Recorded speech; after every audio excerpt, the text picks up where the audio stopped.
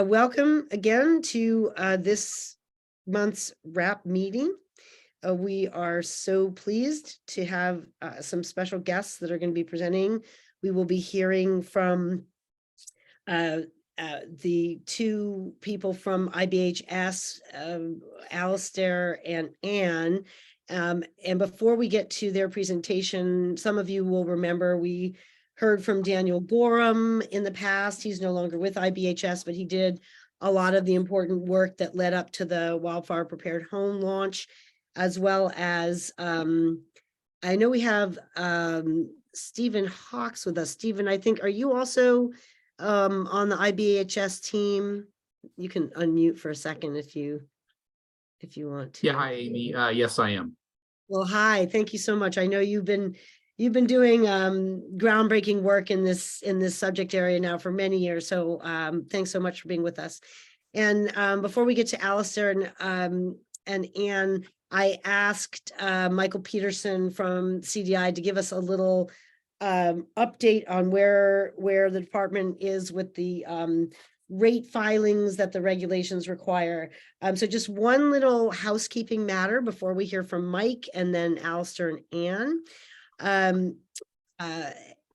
You all should have gotten, actually, Emily, why don't you just explain it? You probably will use fewer words than I will. All right.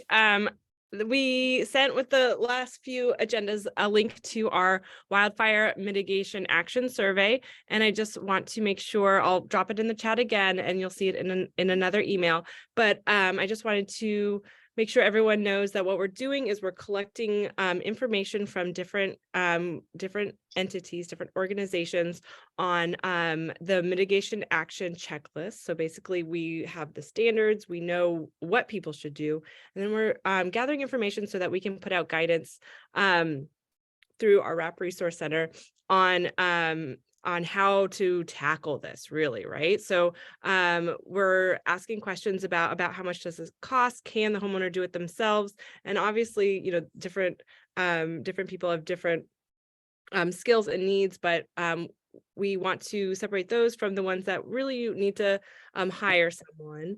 And then what kind of professional. So keep an eye out for that survey.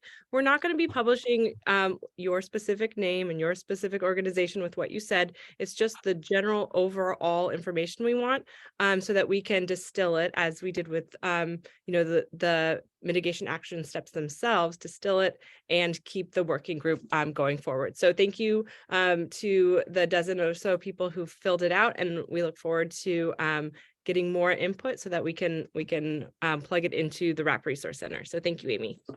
Thanks, Em.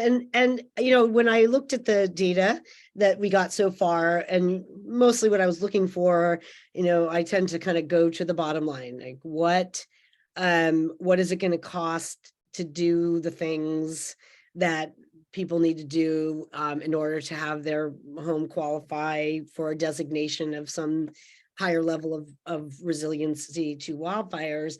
And, you know, I kind of had a somewhat of an idea in my mind about, you know, what it costs to replace a roof entirely, what it costs to put vents to screen your vents, you know, what it costs to box eaves. But it was very interesting to see a little bit of the reporting. So the more of that is good for us. I kind of, you know, then once we kind of know, I'm sure a lot of you have it very much in your head what a full mitigation package generally is going to run a house on average. And then from there, just, you know, trying to break it apart to like, what are, you know, as Emily said, like what things are people able to do themselves? And a lot of these steps obviously are not something that people can do. So just trying to match the cost to available grants and available free resources. I know that's where a lot of you live, but we're just trying to make sure that our team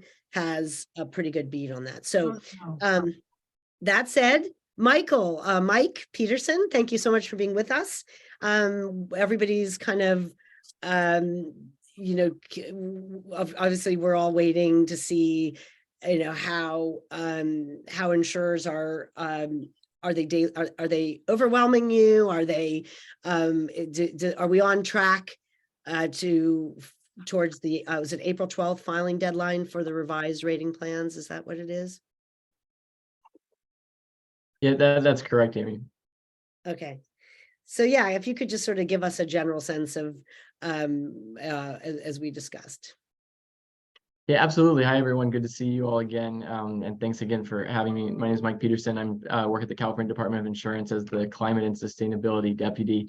And I'm happy to provide a brief update today. As you know, our wildfire mitigation regulations got finalized in mid-October, and insurance companies had 180 days in which to file new rate filings that complied with those regulations. So as Amy mentioned, April 12th is sort of that deadline. But we expect that rate filings are going to be, kind of coming in not necessarily all at the deadline or evenly spaced out, but in clumps along the way. And so I can't provide a specific update on timing because, as you know, even if the rate filings are already in, the exact moment that they get approved is not something that we will be able to determine. So I think that the most of the update that I have for you is to tell you sort of about how we're approaching this issue and how I think it'll hopefully be really informative to be implemented well as we get to and through that deadline. So the first thing is that we have a number of insurance companies that are submitting their rate filings, and so in order to provide as consistent as information as possible, we published a bulletin that includes a questionnaire that insurance companies need to answer as they're submitting their rate filing. So it streamlines the process and kind of gives us consistent categories of information about how their specific rate filing is approaching the regulations. And so that should be really helpful with communicating with the public as we get more rate filings approved in the future of how these categories are playing out and where to look for that information. In addition, as many of you may know, we have a Saver from Wildfire's webpage, that has on it a link to a list of insurance companies that currently offer discounts for the action items in both IBHS or that are overlapping between what the department's put out in its regulation, as well as IBHS and United policyholders. And so you can go and look on that list, and as companies' rate filings are approved, that list will grow and become more refined. And so that'll be the information tool that I think will be most useful moving forward. And then the last thing I wanted to point out is just that, for insurance companies, some of them are going to be submitting rate filings that are narrow and specific to this regulation. Others of them will be lumped into larger filings. And so, I think the thing to track is as they're approved, that's when they become active and ready to be used. And so we're going to be looking at, wildfire preparedness month coming up in May as a way to further communicate these actions to the degree we can, like what is doable on your own versus something that you may need to hire someone for. And so we'll look to United policyholders in this group for some information on that. And I'll keep you updated as we get through this deadline as far as what the timelines are once we know them. But at this point, we don't see any issues. We feel like we're steering the ship in the right direction. And so with that, Amy, I'll pass it back to you. Thank you so much, Mike. And definitely we'll want to have somebody from the department back on once you've had a chance to digest and, have a feeling maybe for where we are next. But I do want to remind everybody, those of us who are related to the insurance sphere are used to things taking a really long time to happen. That's just sort of the nature of the insurance industry. Things happen a lot more slowly than maybe in other sectors. But more importantly, there often are delays when there's fighting. And the good news is that the insurers are putting their filings in, and there wasn't a lawsuit to block them, and that's a good thing. That to me is just another kind of small indicator of insurers really getting their minds around the imperative that we are all focused on. So thanks again, Mike. So I have horribly butchered Ian's name. I've kept saying Anne. So we have two guests from IBHS. I'm so happy to have with us today. You all know that that IBHS has been is a very important bridge between all of us and the insurance industry, giving insurance executives and actuaries a level of confidence that we can't give as to the efficacy of wildfire risk reduction mitigation. So we are very grateful to IBHS for all the work they're doing. We have with us Ian Giamanco. Ian, you can correct me if I butchered your name. Managing Director of Standards and Data Analysis and Lead Research Meteorologist at IBHS. And we also have Alistair Watt, who is the Chief Product Officer at IBHS. So Alistair and Ian, thank you so much for being with us. Which one of you is going to go first? So thanks, Amy. Ian will go first. He's going to talk about the science and ultimately lead up to what our program is. And then I'll take it from there in terms of how we're operationalizing it. And we'll come together and answer any questions that you have. Thank you so much. And of course, we had you guys on before the rollout, and then I think we even had maybe you guys come back after, I'm not sure. And so there's been a lot of conversation and a lot of interest in knowing how that's going. So, you know, whether you've actually been able to certify any homes, and if so, where, and some of the experiences that you've been having in seeking adoption with the program. But with no further ado, if you guys have slides, you should be able to go ahead and share them. And thanks again. Yeah, thanks, Amy. Get to start us off, and it's good to see some familiar names in there. And for those of you who don't know me, I'm Ian Giamanco. And yeah, we're going to kind of run down a little bit. What could be a review for some folks is the program itself, the nuts and bolts, how we arrived at it. And then I'll let Alistair jump in, go through some of the business operations and, you know, the successes we've already seen and some of the hurdles, roadblocks, things like that, as we really look to grow this. So let me do the fun technology share screen a little bit here and use my multiple monitors. Hopefully this will work. Ian, is it Giamanco? It's Giamanco is the Giamanco. Gotcha. Let me see if I can get it to actually correctly share the screen, as technology likes to do. All right, let's go there first. Share. And there we go. I think I got it. Okay, a little bit about IBHS for some of those folks who may not know about us. We are a research and essentially advocacy communications organization funded through the property insurance industry. So we're a 501c3. We came about, the big milestone for us is 2010 when our research center was built. It was a huge step toward improving how we piece together all of science into practical solutions for hazard resiliency. And the core perils that we really focus on are windstorms and windstorms, severe weather, wildfires.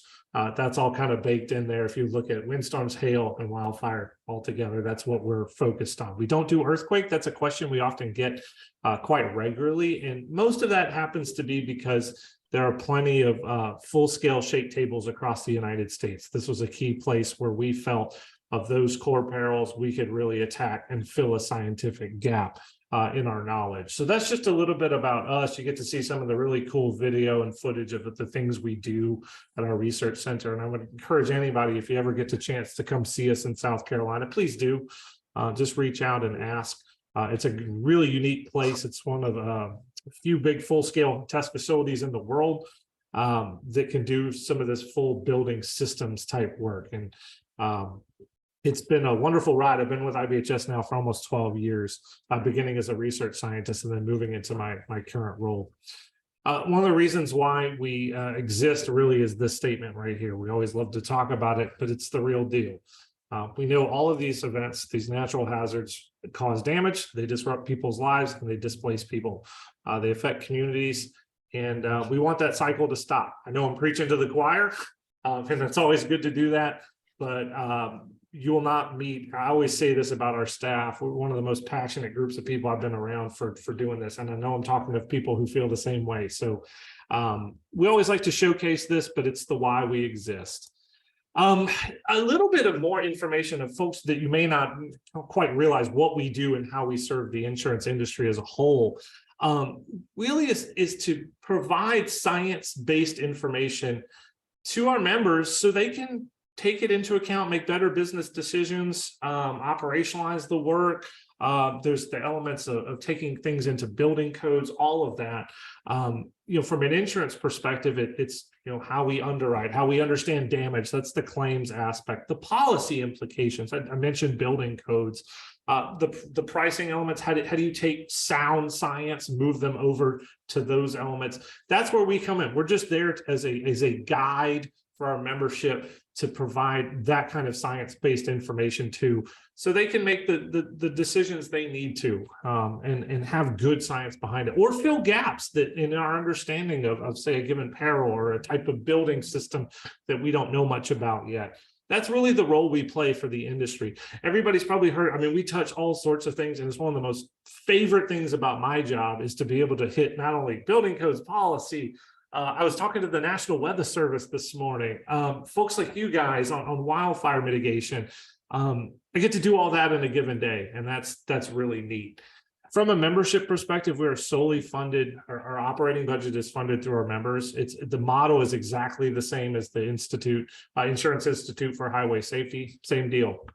We cover on any given day just north of 75% of the residential property insurance marketplace in terms of our membership. It's a bit different on the commercial line side. It's about a 50-50 split, but that's any big name you can think of in the property insurance space. Chances are they're going to be a member of IBHS. So let's dive into the stuff we really want to talk about, the Prepared Home Program. We really came to this realization perhaps several years ago that at some point we're going to have to figure out what a designation style program could look like. Our Fortified Home Program on the wind side has been one of the greatest success stories in windstorm mitigation. We can apply that in the fire space, and that was kind of the model we chose to go with. Can we bring a body of science together, turn it into a practical standard that can be accomplished by a homeowner, and that brings down their vulnerability to a given hazard? In this case, it's a wildfire. We do know in this particular hazard, one of the key places is not just the parcel level, but moving to the community aspect. We can talk about that. That's something we're working on now. The science, again, is less as well developed. Again, homes contingent on businesses, all lumped together. It's kind of, you want to think about it in a neural network way, it's a great way to look at it. Everything's connected, and we understand that. But how do we bring that information into something that's practical? Sometimes, I'm a scientist. We as scientists can go to the far end of the spectrum and miss the practical element. Can it be achieved? And does it work to reduce vulnerability? So those are the things we have to think about. So there, we have a prepared home developed. You guys know that. We have designations now that are active and in the queue, but community is the place where we're going to start to look next as to what can we do there. The process in which this started, IBHS has been involved from a research perspective, going all the way back to when the research center was created. My very first project at IBHS when I started was to build and design and build the first generation of Ember generators for the big test chamber. I was a meteorologist, but I knew some weather instrumentation and control systems, and that was what I got to work on. And it was the start to build how we look at holistic home or building performance against wildfire. There's been some great work along the way with academic partners, the government partners, NIST, the Forest Service, CAL FIRE. I mean, you can sit there and just rattle them off. It's been a kind of a cohesive effort all the way back, when we first started, and going back before that. So it's bringing all this science, letting it roll, keep bringing it to bear on the problem. We began our work really focused on Ember attack. It was really one of the big areas of focus, but we've since expanded that to different components. Looking at not only the building itself, but fuel spread through fine fuels. Recent projects were on fuel breaks, as well as the structure separation problem. What happens when one structure ignites that spreads to another structure, and so on and so forth. All that with a whole big set of partners. And it's been really impressive to watch it all come together, and you get to see some of the fun visuals that we have. but it's bringing together the step-by-step scientific process of how to understand what is the vulnerability to a home, where are the places we think we can do something about it, what is the combination of a system that will make the most difference. And that's really the process that we started with, taking science and turning it into what was called our suburban adaptation roadmaps. It's a big report that really kind of went through a best to worst case practices from a parcel level, a home level mitigation solution. And that was really the catalyst to figure out, how do we take that information and put it into what is a standard to build to, and subsequently designate that somebody has actually accomplished that set of actions. So it started with just trying to figure out, compile all the science, not just from us, but really from everybody. Where is it leading us? And what's the path that it takes? And I've always loved this picture, because one of the synthesis was I think probably maybe perhaps our most important contribution is our understanding in the Zone 0 defensible space framework. Not only flame dynamics and how flame touches a building from things, anything combustible that can ignite near a home, but also how wind engineering and the flow of air around a building can disperse embers. And this one actually I took this picture, and it's one of my proud ones, the time exposure of the ember generators. And you can see so many things here at play. You can see the 0 to 5 zone where embers are hitting the building and then kind of basically collecting in this convergence zone. So anything you put there in this space starts to act as a collector and can ignite. Then you start talking about bringing the wind element and how it changes the flame dynamics and all of that. I think this is one of the places where we holistically made what is a meaningful contribution to understanding this. And I always, we love to showcase this one, and it's a great image to talk about why that is what it is. It's simply because of the aerodynamics of a bluff body, that being your house or a commercial business, how that creates this kind of convergent zone for embers to essentially collect in this area. So really fun way to look at that. And I'm always happy to bring in the visuals there. All this, as I mentioned, got synthesized in from scientific technical papers. There's journal papers out there. We just had one of the ember dispersion work in the 0 to 5 zone came out in a journal paper not that long ago. Faraz Hedayati, one of our wildfire scientists, the lead author on that one. But yeah, the whole chain from technical reports to peer-reviewed literature to our suburban roadmaps, it gave us the path to figure out what a program could actually look like. And happy to say that the picture here, and you guys, some of you have probably already seen this already, but this is the very first wildfire prepared home in the United States in Paradise, California. So we get to use the actual image, no more digital renders there to showcase that. But the program's set around 2 different tiers. There's what we refer to as Wildfire Prepared Home, which is the base level, and then there's Wildfire Prepared Home Plus, which is an added level of protection. So if you want to think about base as really going after ember attack, mitigating that ember attack scenario, plus brings in greater elements to deal with direct flame contact and radiant heat. But here's the elements that you start with base. And this all came out of our roadmaps. We had things that we called critical actions. We even started to say, these are things you have to do first. And then you go on to even higher categories that we called level up, which is some of the elements that actually went into the plus designation. So as everybody would expect, roof, class A roof, gutters, downspouts in terms of maintenance, there's a maintenance element that's baked into this. And then, of course, one of the centerpieces is the 0 to 5 zone 0 home ignition zone, no combustibles. That includes the fence elements where you have fences extending into that zone. That one's an unbelievable demonstration to look like, is watching fire spread along fences. And I know you guys who've been in the field have seen that happen in real life. We also, because of that ember collection element, we added a 6-inch non-combustible wall length there in the base. We don't go as far as the full wall system. So a lot of places the foundation extends up, but it's because embers like to collect down there and can ignite anything that kind of sits at that zone. Again, there's some defensible space elements in terms of spacing of vegetation. Decks, again, maintaining decks. That area, the decks are very vulnerable, can create a lot of big fire. So keeping materials out from underneath them, maintaining those nice and clear. as well as some of the just general maintenance stuff for the yard that are baked into the standard. But that's the base element. So roof, 0 to 5, vents, those are some of the key elements. And then we have some defensible space elements that are much more about maintenance and spacing of vegetation. Now, if you move to plus, you start to add some of the bigger things that also add in greater defense against radiant heat, direct flame contact. You're going into windows, the double pane tempered glass. There's some provisions about bay windows and enclosing them, completely non-combustible gutter systems, no appurtenant or outbuilding structures within 30 feet, upgraded doors, those kind of things. So from a new build, you can absolutely hit that on the money. That becomes a little tougher in the plus sense from a retrofit. Base has that design for achievability combined with reduction in vulnerability. Plus takes you higher in a reduction of vulnerability, but it becomes harder and more costly in a retrofit sense. So, but people can get there, and we've actually seen it happen already. So that's kind of the nuts and bolts of the program itself and what's in there. I know that's repetitive for some folks who've probably heard this before.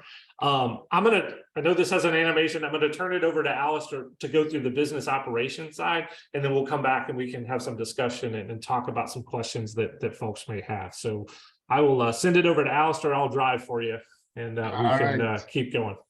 Thank you. And it's always hard following scientists, right? Because they've always got the fun videos of houses burning and all kinds of stuff. And I don't have that stuff. I do have a baseball cap though, with branded for Wildfire Prepared. So as Ian said, the base designation was designed for affordability and ease. Yes, it deals with ember attack, but you saw on that list that assuming you've already got a Class A roof, which most houses do, all of those actions are things that an able-bodied person can do themselves. You can go and get the mesh from the hardware store and put it on yourself. You can certainly do all the defensible space maintenance unless you happen to have, red oaks are right up against your house. So it's designed for ease and it's designed for affordability. We are seeing, ironically, you asked about what kind of demand we're seeing. So this is we're really ahead of the rate filings, ahead of our member companies really turning on the marketing.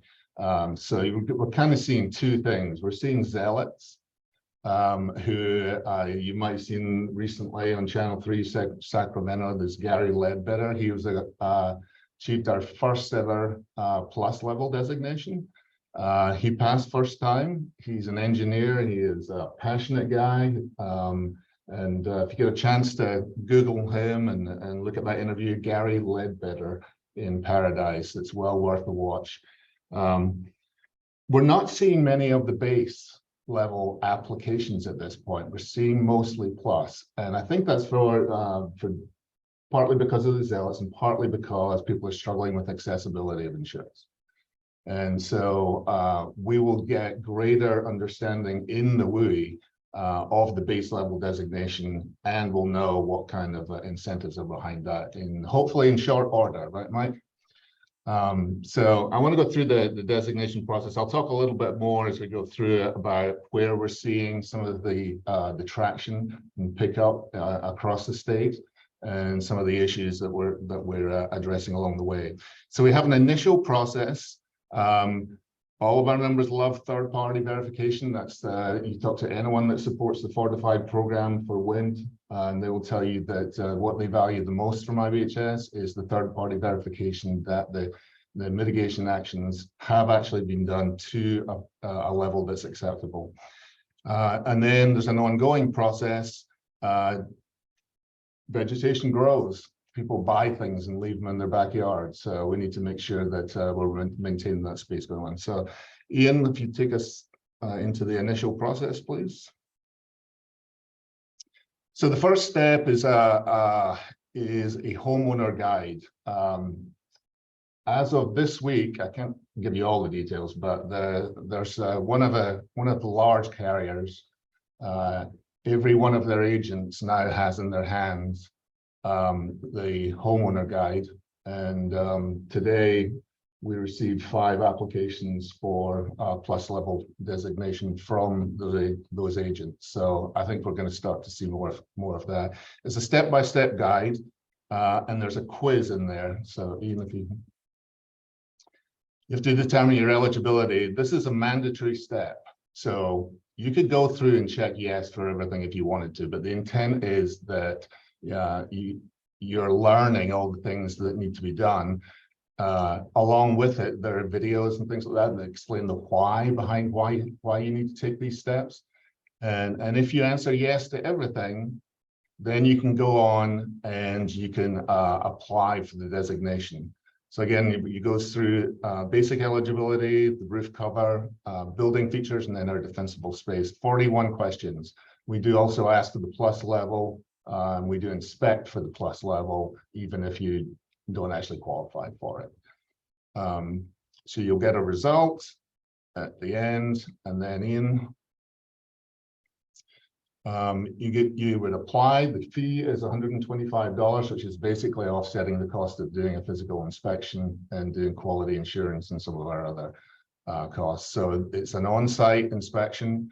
We have a contract, a national contract with Millennium Information Systems, which some of the insurance carriers are very familiar with. They've been trained. They have done several of our inspections. They're very thorough. They will take at least 80 pictures to support the 41 questions that are in the survey. So it's very thorough.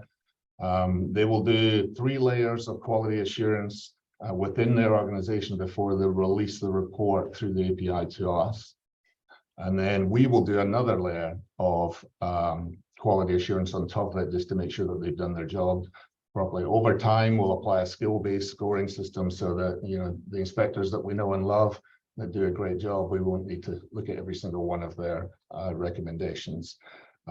Alongside this, we're finding that some of the fire districts, and for those of you that are familiar with fire districts and fire chiefs, you won't be surprised to hear that some of them want to do their own inspections.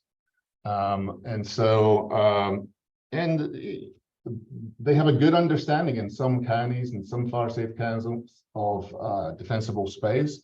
They have less of a good understanding of building features and building materials.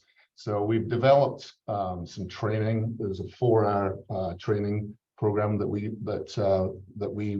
run with them to train them on a pilot basis for them to do inspections, which we will then do quality assurance on top of.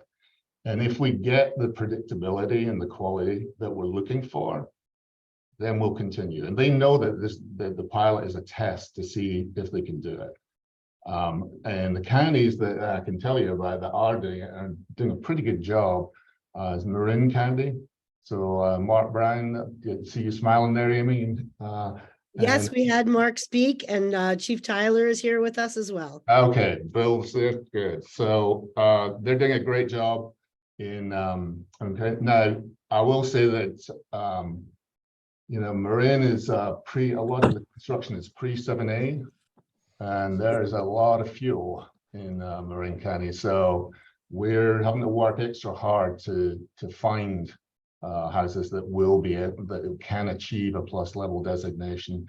We've got 3 so far, and I think in Bill's district we're going to start looking down there. I know he's got some ideas for that. So the other counties that are playing there, there's Sonoma. You probably know got some various grant money and lawsuit settlement. And so they're standing up a program and have a full intent there to do pretty much get to the same state that Paradise did by putting Wildfire Prepared into ordinance for new construction at the certainly at the base level and maybe even at the plus level. We're also seeing we also have inspections going through approved vendors, of which there are not many that we approve.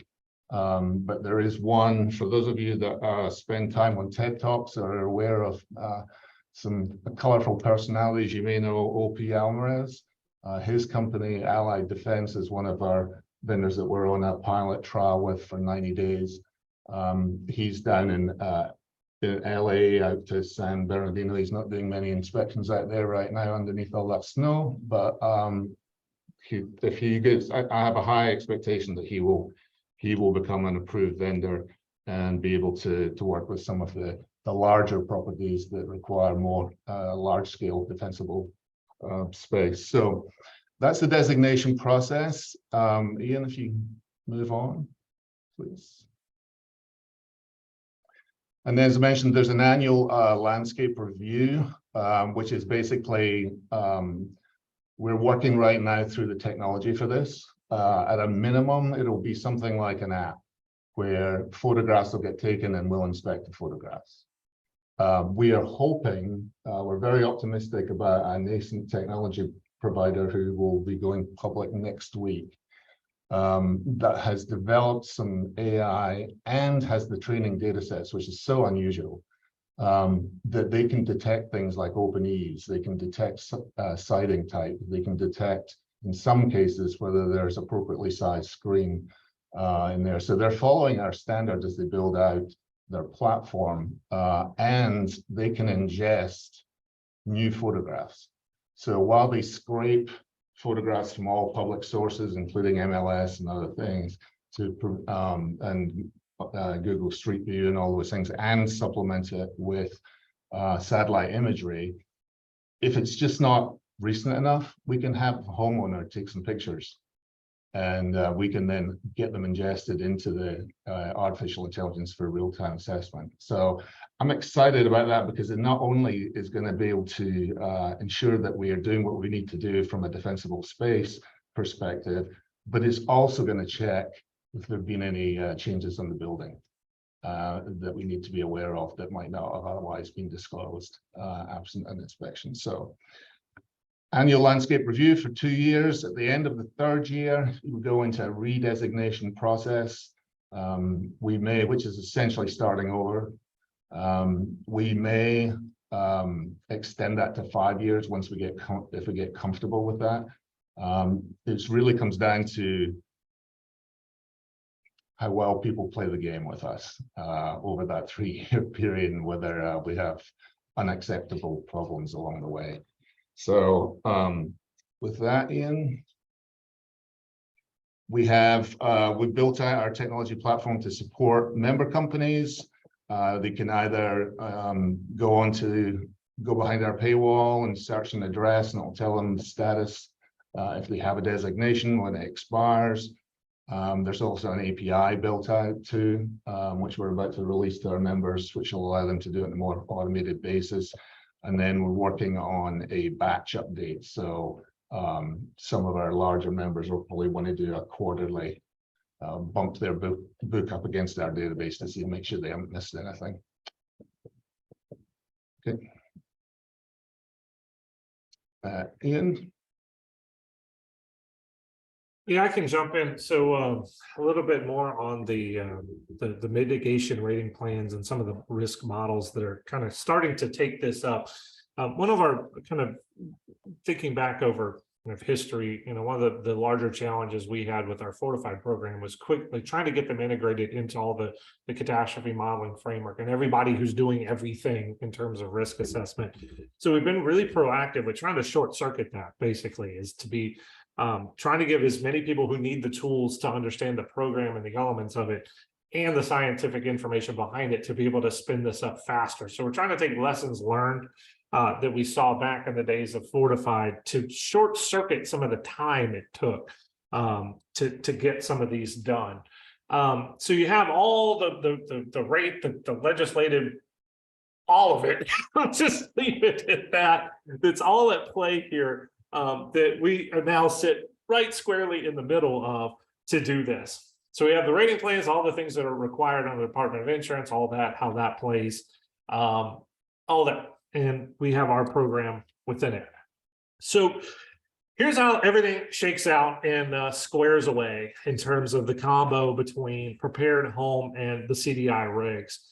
There's basically complete direct overlap except for 2 areas. Which is this compliance with a particular standard, that PRC 4291, and then also the use of functional shutter systems, which we decided not to include in ours. It isn't, if you actually go look in our suburban adaptation roadmap, you'll find it. But the practicality of operating shutter systems in an environment in which you're potentially evacuating under very short notice, we felt was a bridge too far to include in the program. We didn't want those homeowner specific steps to cost evacuation time. We understand what that looks like in a hurricane environment, and also how in the severe storms environment, what action can happen, what people can do in the time they have, and what they can't do. So we decided to not put that into the program, really thinking about the human element here, that the home needs to defend itself. That's the goal. So there's just the shakedown. We have this in document form. You'll start to see it now repeatedly in a lot of our presentations about the program, these direct comparisons with the CDI elements. So it's all there. Again, we prefer the systems-based approach, but this is life as we have. So there's where it all shakes out in terms of the direct comparisons. I just wanted to call out the two spaces where it doesn't line up directly, but everything else is all baked in. So that's the comparison with the CDI space. I'll let Alistair jump in if he needs to here, if there's anything there, or anybody have any specific questions here, we can get to it right at the end. We only have one or two more just kind of comment slides to go. One of our biggest success stories initially was the city of Paradise and putting this into codification. But here's our statement in terms of what the CDI regs mean to us. There is nothing that prohibits or inhibits anybody from taking on this standard and getting their designate. There is no barrier there at all. And you get all of those elements that are all there one-to-one. And that's kind of the place where we wanted to make that statement to everybody. Again, I mentioned one of the big success stories Alice mentioned. We've already started to see the demand start to tick up as some of our members have started to actually put on the marketing side of this through their agent programs. The city of Paradise codified it, which was the very first place to do that. We'd love to see ordinances show up that put this into codification. That's how you not only take advantage of your early adopters, you set a community up for the future. And then lastly, as I mentioned, we will be working on what a community designation program could look like. That's it's all hard because, it's the hard that makes it great, right? The community element, the policy level, moving parts are very different. And even down to the human, what defines a community? How do people define their own community? How do I have the conversation with my neighbor over there that is doing something that might hurt my home? And how do you start to have that process? How do you engage at the HOA level? All of that's going to matter. We may know the mitigation actions, but how do we bring that into actual practice and really short circuit some of those, get over some conceptual blocks with people, those kinds of things. So stay tuned. We'll be working on that for a while. Our hope maybe by the end of this year is to have a skeleton of what a designation program could look like. So please stay tuned. And I know some of you on this are already involved as stakeholders with us. So we'll have more information as we make progress, and we'll engage with everybody as well. So I'll let Alistair jump in kind of lastly if there's any comments there, and then if there's any questions, and Amy, we can see how much time we have or however long you want to spend on this. We certainly are here for you guys. Thank you so much. Thanks. There's some questions in the chat that I want to address, but Ian mentions some of the social science aspects of this. What we've seen in Colorado, actually, is in the northern part of Colorado, is they've taken a very hands-on approach there around mitigation, and a large part of what they do is educating homeowners so they really understand the why of why these actions are so important to take. And so we've commissioned a project with San Jose State University to do some fairly comprehensive door-to-door social science research that, yes, we will produce a report, but we're not going to stop there. We're actually going to have them work with us to design a program to implement the findings from the research so that we can nudge people appropriately. And it may be nudging builders, it may be nudging homeowners, it may be nudging other people. We'll find that out along the way. And then Ian may not be actually aware of this, but his community designation may be a lot further along than he thinks. There's a development in Paradise. We're working with a builder there, Butte Construction. They're building 12 plus level homes 20 feet apart, which is pretty remarkable. And we will likely use them as a test bed for maybe the first community designation. But so your questions around answered. The one about Millennium Information Systems is the inspector. We own the inspection data, and we house that ourselves, and that's what we make available to our members for their purposes. Okay, I know we have the question about the canopy, hang on, regarding, from Emily Aiken, regarding the 10 feet of canopy separation requirement in the prepared homes inspection. Does this requirement consider the different types of trees? For example, this requirement is impractical in a hardwood coast live oak woodland, which has good fire habitat when properly limbed with no understory shrubs. Yeah, what I'd say on this, Ian, you may want to chime in on this one too, is the state of research on trees and species is not as developed as it is on embers and building structures. So in the absence of that research, we tend to take a more conservative approach, and we will evolve the standard as we learn more. And I'm very aware, I've heard from many people about our standard around trees, and I would expect in the next 6 months or so, you'll see some changes in our standard for the 5 to 30 feet, which may well address some of the 10 feet canopy separation, especially for very large trees that are very hard to ignite. The big issue really is we don't want any debris accumulating on the roof or in the gutters. Yep. And that's why we need them away from the house. Yeah, that, Alistair speaks, it's the practical element, and we have to start, there's a couple of things at play. One, there's a maintenance aspect that's going to foster a maintenance challenge that could be hard to keep up with. And two, inspections. Having an inspector having to be an arborist is not what you want. This invites a quality control, quality assurance problem. And we're trying to learn from lessons we've dealt with on the fortified side. There's only actually a handful of ways that we take fortified, sealing your roof deck. Pre-approved methods. It's because you can inspect and ensure that was done correctly because of those. So there's that element, there's a push and pull there that you have to account for. And as Alistair mentioned, we took a conservative approach here first. It is far easier to go conservative and work your way the other direction than trying to go more stringent in the future after folks have gotten adjusted. This is very clear on the human behavioral element there. So we're trying to account for all of it. And we know if you map this out in a decision tree, you could have legs of going all over the place. So at some point you have to draw the lines, and that's just the process and the judgment we used there as we started this. And Thank then you. Kurt Kruger asked, does the 5 feet measure from the foundation? What if there's an overhanging roof? In the standard, it is 5 feet from the wall. So it's the foundation straight out 5 feet. Think about it as a surface area that I always call it an annulus, but that's me as a scientist being weirdo guy. But I think of it as kind of that volume and that zone around there. So yeah, straight from the wall outward 5 feet. Okay. Yeah, there's a little judgment on that too, which is if it's just eaves, then it's eaves. But if it's anything bigger than that, then you get into is it a covered porch?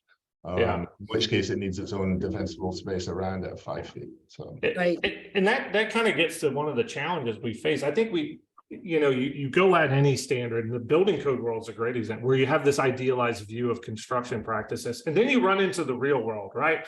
And there's all these nuanced people have made additions to their home. Multiple builders have done things, especially on older homes, and you run into things that you may not have thought. And it's like, okay, well, let's how do we make this standard accountable? One, easy to interpret. I think about like the rules of sports. Like football, we can't define what a catch is, but the other sports seemingly have. So you run into that too. It's one of the interesting things about when you develop something like a new standard, because in the field, you may run into all sorts of different things that people have done to their homes that you never thought about. It was like, how did you get to that configuration? And Right. how does that play? Right. Well, I think from the get-go, there were lots of people saying, but we need our shade trees, and shouldn't there be exceptions? And so I just have a sort of a general question about whether you have changed either the base or plus lists since you launched. Are they exactly the way they were from as you started, or have you made any tweaks as you've rolled the program out? So we have made a couple of small clarifications, is how I would put it. So, you know, we have two types of requirement. There's the ones we won't budge on. So those are the shalls. Yeah. And then there's the shoulds too. And we've added a couple of we've moved a couple of shalls to be shoulds to give us a little more space to interpret, especially outside of the 30 feet. But before we had the spacing requirement, 10 feet and canopy outside of the 30 feet, and we've removed that. We said should. So if we've got just a ton of fuel that's on a slope that's going to reach the house when it ignites, then we're not going to be quite as flexible on that. But if it's fairly well, if it's not a ton of fuel and it's not directly threatening the house, then we might be a little more flexible in them. I have a big question. Yeah, what I would ask is if you have questions, if you can put them in the chat first, It's too long to type it all. and then, all right, go ahead, Susan. Yeah, I just want to know, the standards that are being proposed take into account the distance of spacing between the homes? Because when you get to a big ranch property on 5-acre parcels, you're not going to set another house on fire. So what do you do with that? So it's designed, the standard is designed for the WUI. So it is a suburban context rather than, you know, in a true middle of the wildland. So there are some practical limitations there around from a land use perspective. We require 5 feet around each structure. So that's kind of the minimum, because you've got to have that 5 feet defensible space. If you coordinate with your neighbor and you all have an overlapping 5 feet, No. and you've done everything else, all right, then, you know, from a parcel level, that would be okay. From a community level, TBD. Okay. Let me get some of these sort of logistics questions answered. And you answered one that I had, which was, what does the homeowner get? They get a certificate. And do they get a digital certificate so they could actually like forward that to their insurance company? Yes, I see. Good, yeah, good question. So when you sign up, when you apply, you will create your account, you'll accept the user agreement and all the things that lawyers want you to do. And that becomes your portal. So you'll have your email address in there, and then we'll send communications about inspections and ongoing needs and things like that. But part of that is there will be a part of that portal. There is a part of that portal where you can download a PDF or email it to your agent from there. And the agents also have access. Well, depending on how the member company sets it up, it's usually operations folks that want to access those databases rather than the agents, but they have access to verify it too. And would that also be a portal where people would be uploading the images of, yes, I've kept my brush clear? Yes, that's exactly right. So we would do, when we do an initial inspection, if we're like, you know, if there's just one thing that they need to do, we're not going to send out an inspector after they say they've done it, but just give us the evidence. So if it was something defensible space, send us the pictures. If it was something that you got a contractor to do, give us a copy of the invoice, and, you know. Right. Okay, we've got, how can we arrange for fire personnel to attend your pilot inspector course? Monterey County is interested. You could contact Steve Hawks, and he will be happy to help you. Great. And then sort of related, how can you share the information on how to become an approved vendor for inspections? Is that also Steve? No, that's something the program around vendors is pretty nascent, and it's squirrely because we don't want to get into the whole certification business. Right. So it's really on a case-by-case basis. We will ultimately have build out our homeowner resources page. And it's likely to be where fire chiefs approve of, certain vendors for certain purposes, then we may provide links to the Yeah. fire department's website. Okay. I mean, I think we've talked about this. This was the rub. It's for the California Earthquake Authority when they first launched the first version of their mitigation program. They actually would send the engineering firms out. They had their list, and then I think they kind of got out of that. And when we did our survey, even the initial ones we've gotten asking, like, is your fire safe council or is your organization naming names, making recommendations, or being some sort of a liaison between with vendors that can do the work? And almost everybody said they want to, but they haven't figured out how to do it. Right. And Right. even us trying to figure out for one of these meetings where we want to have, some reputable vendors that are actually doing the work. And I wrote down OPI, Allied Defense Systems, just because people are still moving around. Like you said, it's nascent. People are moving around a lot. We had, some guys that had started a business and then they kind of shifted and all that. So I think, we feel, I think the challenge is sort of universal there. And this plays a role too. You can see how this fits in the community level too, where you're having to basically aggregate this stuff over, say, like a neighborhood or multiple neighborhoods.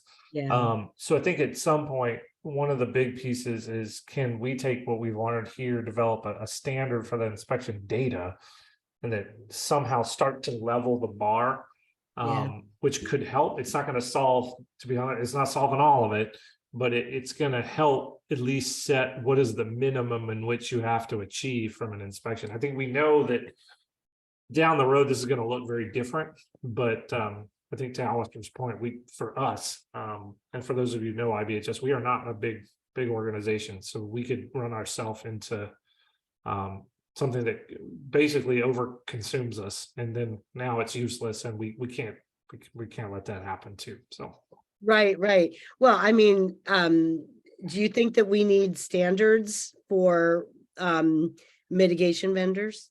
I mean, is that something that would? I don't know. They launched that professional designation of a certified wildfire mitigation specialist, right? So that if you have that, right? But okay, so and I don't know if we would be the group to administer such a thing, but you never know. I like this. This is the crazy scientist in me comes out. There's so much unknown here, and to this point, there's no idea at this point that's a bad one or not a good one. We're all feeling this out as we go, and trying to basically short circuit a lot of the time that some of the other hazards had to figure this out. Yep. So, well, I know I know Joel has a question, and I want to just make sure I got Chief Tyler's question. Are there any allowances for automatic fire protection systems, roof sprinklers, eave sprinklers, that can offset a combustible construction feature and still allow the homeowner to receive the designation? So I'll answer that one, and then have an opinion about this too. So we are going to study roof-mounted sprinklers, and the questions that we want to, other than the obvious ones around, are you using water that CAL FIRE would rather use themselves? Do you have power to actually operate it? And what happens when the wind's blowing? These are all things that we can test in our lab, and we will. Are they actually effective, and what probability of them being effective is there, and under what conditions? Diablo winds and things are probably going to mess with those types of devices, would be my guess. But Ian, you're the scientist. Yeah, and I have helped design some of the instrumentation for this testing. It is really to look at that. How effective are these systems in the complex wind environments? Yeah. For those with experience in air attack, and I'll just leave you kind of know that there's an issue there of dispersion of droplets, the breakup of droplets, how those droplets hit things and how they stick onto things. And we're going to look at that. It's coming up this year in the big chamber, so stay tuned. Like everything, we let research results guide us along. I think about structure separation and the work we've been doing with NIST. Let that guide us along, especially as we get to community. Yeah. So stay tuned. So right now, there is no active, I call it active mitigation elements where there is I use that, yeah, where there's an active thing that's triggered and going. Some of the things I mentioned about the homeowners having to take action, we don't want people consuming their time with that. There's all the fail safes that could come with it or contingencies that may or not be there. We focus much more on the hardened aspect, the D space, especially that zone 0 element, because that's the way you have a defense system that's just there and you don't have to turn it on, right? Right. Well, Steve Kerrigan, I just want to make sure everybody gets this share because it's kind of very interesting. My carrier canceled me, then reinstated after they saw a write-up of my waveguardco.com automatic sprinkler system. So point of information, Joel Lauscher, fire away, as it were. Yeah, I just wanted to mention, someone already shared in the chat that there are some insurers that already give these discounts. And of course, coming up, there's the mandate that everybody file for these discounts for each of the mitigation actions. And thanks in the great presentation. You showed the overlap between the CDI mandated mitigations and IBHS wildfire prepared home are very similar, but it's kind of a reminder to everyone. Some of your insurers may already be giving discounts and you're not getting them, even though you're eligible. And as you move forward, of course, you're going to want to report these actions that you take.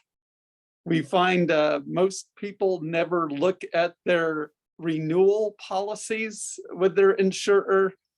The main problem, we often find people are underinsured.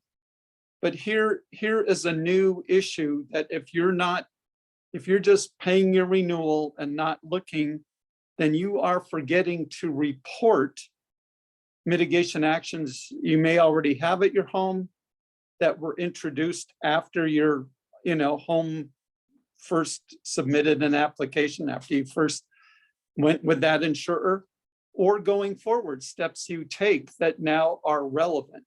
So you need to be reporting them as you do them to your agent or insurer, because they're going to be, each one of them in the department regulations is a separate discount.